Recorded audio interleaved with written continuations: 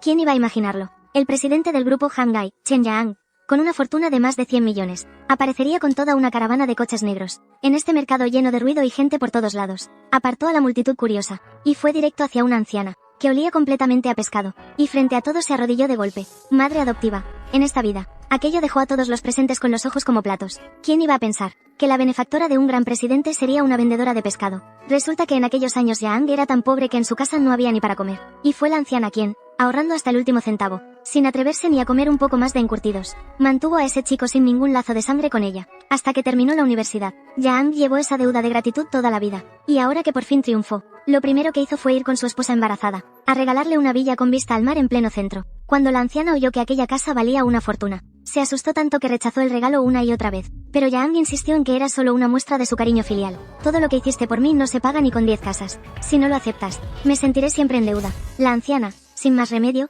terminó aceptando la escritura, pero en el fondo seguía preocupada por su hijo mayor biológico, Chen Wei, para no hacer gastar demasiado a su ahijado. Insistió en pagar ella misma la calefacción de la villa, sin imaginar que eso sería la chispa de la tragedia. Al volver a casa, la anciana quería emocionada compartir la buena noticia con su hijo, pero la recibió una lluvia de burlas de su nuera, Shen Mei. En pleno siglo XXI, y todavía sacándole dinero a tu hijo para pagarle la calefacción a un ahijado. Cuando Shen Mei descubrió que la anciana había sacado 2000 yuanes para dárselos a un extraño, se enfureció y le estampó la factura, directamente en la cara, y Chen Wei fue aún más frío. No solo no defendió a su propia madre, sino que encima la culpó de causar problemas en la casa. Con lágrimas en los ojos, la anciana le preguntó a su hijo si ya había olvidado cómo le rogó de rodillas que fuera a la ciudad, a vivir mejor, y lo que le prometió entonces. Durante estos 8 años, ella se desvivió cuidando al niño y haciendo las tareas de la casa, sin una sola queja, pero a los ojos de su hijo, ahora no era más que una carga viviendo bajo techo ajeno, y debía obedecer sin rechistar. Comes de lo nuestro y vives de lo nuestro, y ni siquiera te cobramos alquiler, solo haces un poco de trabajo, y todavía vienes a quejarte. Cada palabra de Shen Mei era como un cuchillo clavándose en el corazón de la anciana. Incluso se burló de su ahijado, diciendo que jamás la cuidaría de verdad. La anciana quedó destrozada, se llevó la mano al pecho y decidió irse, pero su hijo Chen Wei creyó que solo estaba fingiendo para amenazarlo. Justo cuando la anciana estaba por marcharse, por el exceso de trabajo y la rabia acumulada, se desplomó inconsciente en la habitación, después de llevarla al hospital. En cuanto Shen Mei oyó que había que pagar los gastos médicos, se dio media vuelta con el niño y se fue, sin volver ni la cara. Hasta los compañeros de habitación ya no podían soportarlo, y decían que la pobre anciana tenía una vida muy amarga, por haber criado a un hijo desagradecido. La anciana reunió fuerzas para ir a pagar, pero descubrió que el saldo de su tarjeta ya había sido vaciado en secreto por su propio hijo, y al otro lado del teléfono Chen Wei no sintió ni una pizca de culpa. Al contrario, con la excusa de que estaba ocupado, le volvió a colgar la llamada de auxilio a su madre. La anciana, sin salida alguna, solo pudo llamar temblando a Yang, para pedirle prestados 500 yuanes y pagar la cuenta médica. Cuando Yang se enteró, se desesperó, dejó tirado un negocio de millones, y corrió al instante al pasillo del hospital. Al ver a su madre adoptiva encogida en el suelo, llorando, a Yang le dolió el alma, y juró no dejar que volviera a sufrir ni la más mínima humillación. ¿Para qué seguir aguantando humillaciones en esa casa? Mejor vente a vivir a la mía. La anciana por fin asintió, pero insistió en volver una vez a casa de Chen Wei,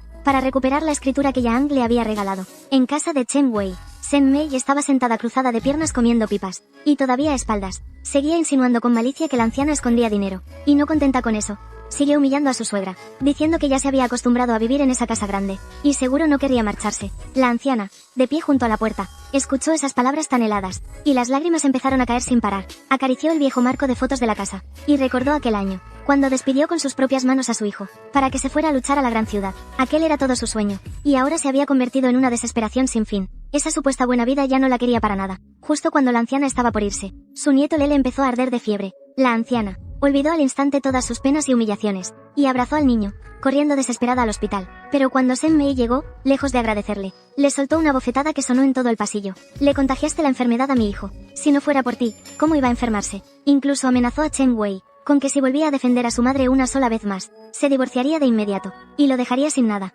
La anciana, para evitar más conflictos, solo pudo decirle por teléfono a Yang que esperara unos días más, porque primero debía quedarse cuidando a su nieto enfermo. Pasó noches enteras sin dormir contándole cuentos al niño junto a la cama, hasta que el pequeño se recuperó, y solo entonces logró esbozar una sonrisa de alivio. Pero la madre de Shen Mei, esa suegra mandona y escandalosa, apenas entró por la puerta, se puso a señalar a la anciana y a gritarle de todo, solo porque la anciana estaba tan ocupada cuidando al niño, que no tuvo tiempo de ir al mercado a comprar carne, e hizo una comida sencilla. La acusaron de cocinar así por resentimiento. Vaya cara más fea la de mi suegra. Aunque sea tu madre, deberías saber preparar una comida decente. La cobardía y la ignorancia de Chen Wei terminaron de helarle el corazón a la anciana. En silencio, tomó el teléfono y le dijo a Yang que viniera por ella ahora mismo. Mientras tanto, en la sala, Shen Mei y su madre ya habían encontrado con toda prisa una niñera baratísima de 1.500 al mes. Chen Wei intentó decir unas palabras por su madre, pero Shen Mei lo calló de un grito. En esa casa no tenía ni voz ni voto. La anciana bajó con su maleta, mirando ese hogar que sostuvo durante 8 años, sin sentir ya el menor apego.